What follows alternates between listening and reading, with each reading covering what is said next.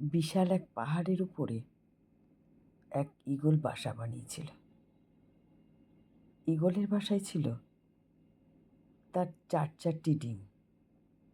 প্রতিদিন সকালে সে এগুলো রেখে খাবারের খোঁজে উঠে যেত। একদিন ঈগল যখন বাসার বাইরে ছিল, তখন ভূমিকম্পে গোটা পাহাড় নড়ে উঠল। এতে ঈগলের একটি ডিম বাসা থেকে ছিটকে পড়ে গেল। গড়াতে গড়াতে সেই ডিম এসে পড়ল পাহাড়ের নিচের এক মুরগির বাসার উঠোনে। মুরগি সেই ডিমটিকে নিজের বাসায় নিয়ে এলো, অন্যান্য ডিমের সাথে রাখল, যত্ন করে তা দিতে থাকে। একদিন সেই ডিম ফুটে ঈগলের একটি সুন্দর বাচ্চাও বের হলো। মুরগির বাচ্চাদের সাথে ঈগলের বাচ্চাটি বড় হয়ে উঠতে লাগলো। কিন্তু সে ভিতরে থেকে যেসব অন্য কিছু অনুভব করত, আকাশে একদিন ঈগলের একটা ঝাঁককে উড়ে বেড়াতে দেখে সে মুরগিকে বলল, ইস, যদি আমিও তাদের মতো উঠতে বা উড়ে বেড়াতে পারতাম।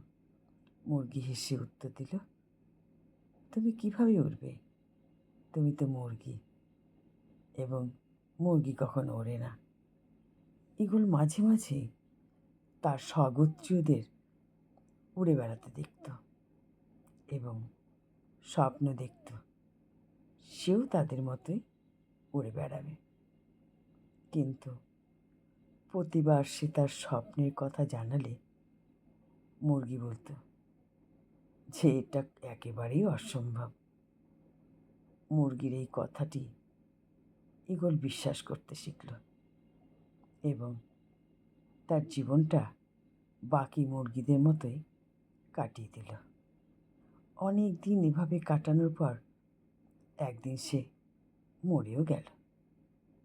আসলে আমাদের জীবনেও এটা চরমতম সত্য। তুমি যা বিশ্বাস করতে শেখো, একদিন তুমি তাই হয়ে উঠবে। তাই তুমি যদি ঈগলের মতো ওড়ার স্বপ্ন দেখো, তবে সেই স্বপ্নকেই অনুসরণ করো। মুরগির কথায় কান দিতে যেও না।